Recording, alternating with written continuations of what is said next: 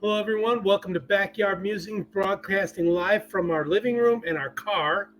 Yep. Scott is traveling. Thank you I'm for joining us. I'm in southern Utah. So, yeah, he went to Utah this past 4 or 5 days. So, we did some pre recordings last week, and now we're catching up. We had a lot of activity, a lot of people subscribe over the weekend and unsubscribe. Very thankful to Pinball Preparedness for plugging us. He's an old Army buddy. I think he showed a picture of us in tiger stripe uniform. I was on the bottom left, and you know where he is. He's the tallest one. So I think he was the top left. So yeah, so we go back a long ways, and I'm really grateful that he plugged us. And we broadcast 6 days a week. We don't broadcast on Sunday. We worship the Lord on a Sunday, and that's just what we do. So you'll get 6 broadcasts during the week. We do it once a day. We try and push it out between 1:30 and 2, and the topics are varied. And today, if you're a hunter or if you're a veteran, possibly preparedness, you guys are preparedness, you might like this topic. As a matter of fact, I think you're going to like this topic. Can you say Sig Spear 6.8 millimeter? Ugh! That's what I'm saying. More punch than a 5.56 millimeter because of more pressure capacity. That the bullet for the 6.8 millimeter has a stainless steel cap on it, allows more pressure so you can reach out and touch someone a little bit further. I was going to say, not that much bigger slug, right? I mean, the bullet is that much bigger. It looks a lot like a 7.62, but it's in between a 5.56 and a 7.62. Got it. A civilian will be 223 and 308. This bullet is 227, is what this bullet is. The civilian version is the DNSYS Spear for $4,200. Drop in the bucket, right? 4,200. I like it, so I got to try and find a way to convince Shersty to let me get it. Maybe for birthday or something like that. Okay. But the rounds are weird. I try to keep the same rounds, like 9 millimeter. I buy 9 millimeters. I don't buy 45s.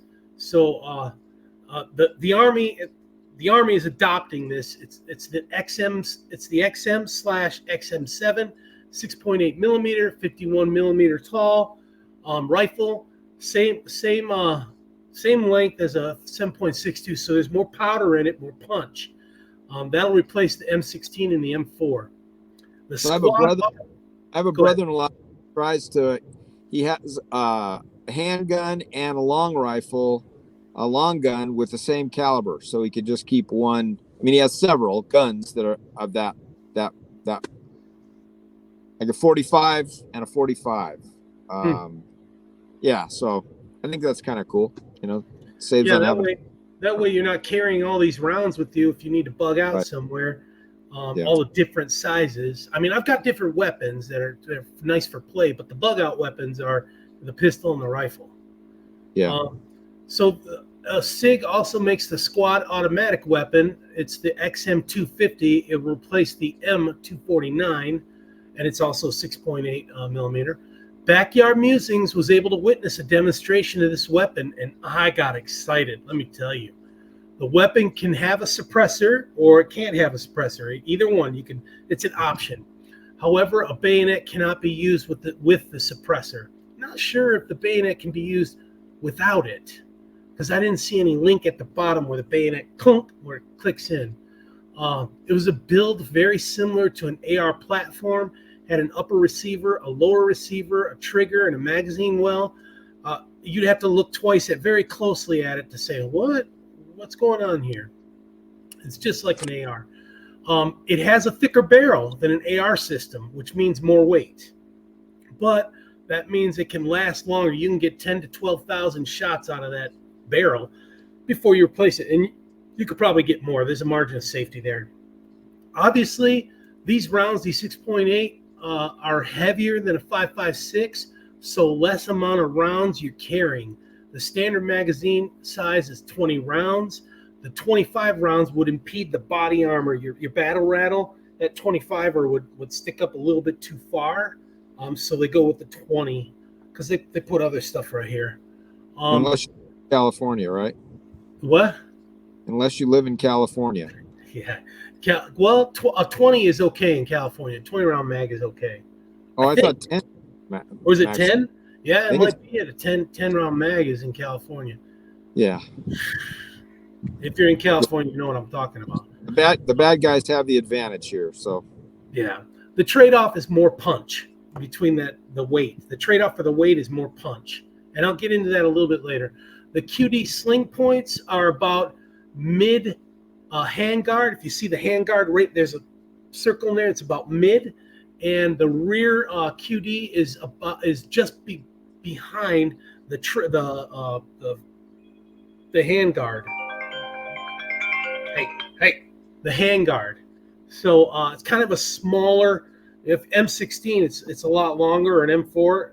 The M4 has it at buttstock. This doesn't. It's behind the trigger. Probably Newsom calling you about that 20 round mag that you said you could use. Okay. Yeah, and that rear is right where the spring starts. Right behind the grip, right behind the grip. This is weird. It has two charging capabilities. So it's got the regular pull that you're used to your ARs, and it's got another one just on the left-hand side where you pull it back like that, full length from like the chamber, the star chamber, all the way back to behind the trigger, the grip, and you do that, and then you click the bolt slide forward, and you could hurt your thumb. So you got to be careful of that. But there's two charging handles. It's pretty weird, hard to get used I was to. going to say, is there an advantage to that or a The charging handles? Yeah, Sig always makes it on the left, but the Army wants the standard, pull, so they put that standard pull in there. Got it. Okay. Magazine release and bolt release are on both sides. So whether you're ambidextrous or not, you've got a magazine release here, magazine release here. You got a bolt slide. So lefties or righties, that's kind of ambidextrous, but not the fire selector. Fire selector is still on the left, where you can go from safe to semi to auto.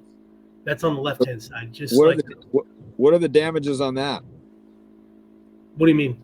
On the weapon, what's the ticket price on that one? Like you set up like 4,200.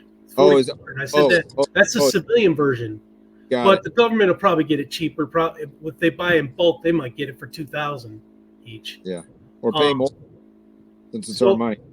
The gas release, there's a gas release mechanism near where the sight post would be, and it's two settings: normal with the suppressor, and adverse, so you can push out mud, dirt, ice, or carbon.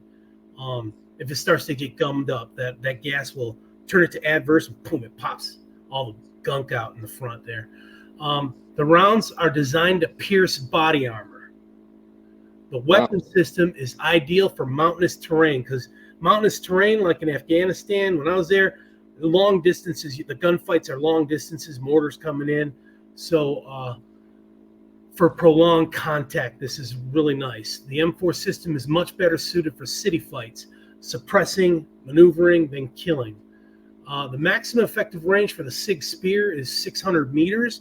That's 200 more than the M4 M16. The maximum range is 1,300 meters.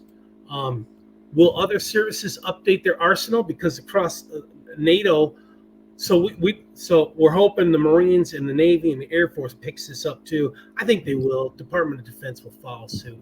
I think so. NATO uses the 5.56 rounds, so the question is, will NATO update their round size to follow suit? Inquiring minds want to know. Yeah.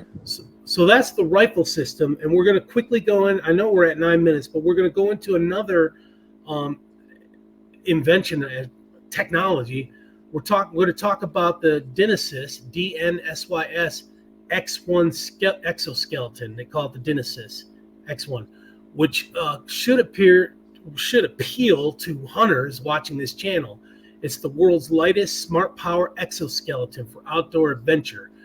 Advanced robotics, cutting edge to ergonomics and intelligent AI. It intuitively reads your body movements and catalogs them to make it more effective and more power. So it's like got like a strap around your waist, and then these arms that go down the side of your legs, and you wrap around your thigh right above the knee, and it remembers all your movements. The max speed you can run with it at 27 kilometers per hour. You can actually run this fast. It just moves it that fast. That's amazing. Saying 800 watts of power. This is Carrying amazing. weight, you can carry 80 pounds of weight effortlessly. They say it's like wearing a shirt. So when you're, it sounds appealing for packing out elk meat from the mountains. Am I right? I mean, Any kind of game, right? well, elk gets heavy and a moose gets heavy, but the elk, they scatter and they're in the mountains. Moose, they're right there. You can take 8 shots at them. They won't move. They won't do anything. So elk is where this really helps out, because you can bring your side-by-side right to the moose. Yeah, so I said it wraps around your waist, and it boasts climbing, sprinting, hiking, and of course, hunting. The system is still in research and has not yet been released for commercial sale.